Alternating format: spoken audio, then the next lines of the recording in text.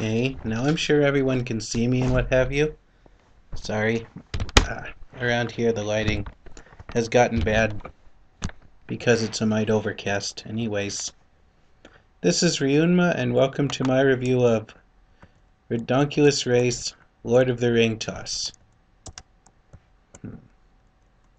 In this episode, the teams went up to the Arctic Circle, which I believe is Antarctica, which is the North Pole. It's been a while since I've done any geology. I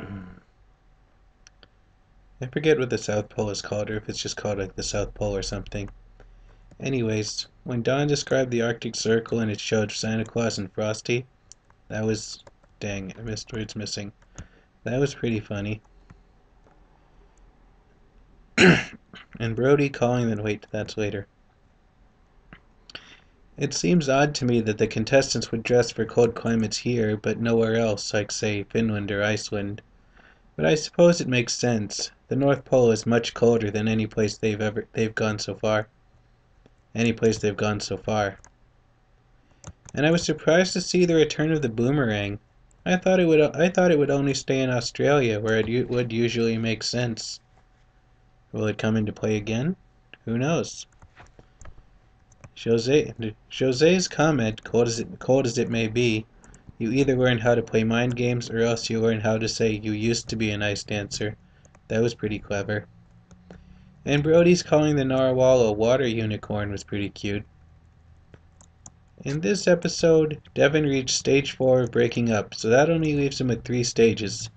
2 if you count acceptance as being the absolute end of it and not really a stage. But who knows?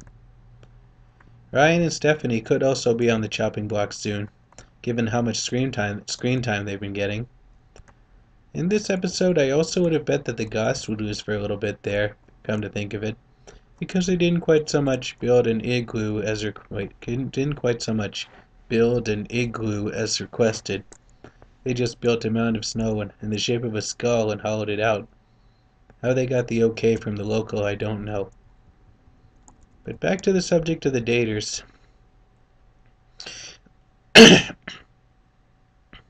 Has Ryan always been this mean?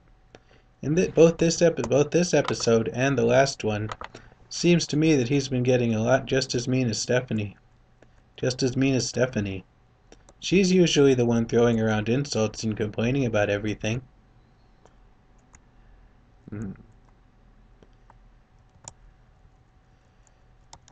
Given how he did in challenge number 1, I'd have bet that Jeff would have been going home this episode.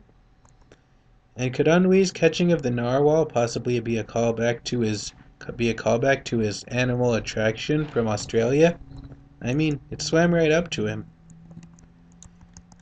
It was great to see Jose's mind games backfiring and actually bringing Jeff and Brody closer together. That almost never happens to total drama villains. Granted, it happened to Scott back in TDRI. How the heck did I write TRDI?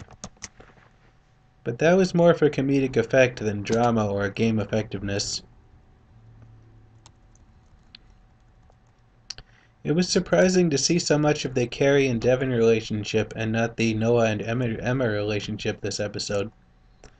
I guess maybe the writers wanted to keep us focused on only one at a time, which could be difficult if they come together anytime soon that's later. I mean, if they are soon the only tunes among the only ones left and are forced to interact much more. The scene at the end where the ice dancers destroy the snowman. Stop! You're hurting Chili Billy! That totally came out of nowhere, and because of that, it was hilarious. I almost laughed. Literally. And wasn't that the same Eskimo that dropped onto Courtney when she complained about the coconuts in that one TDI episode? The Playa de Losers one? Great callback.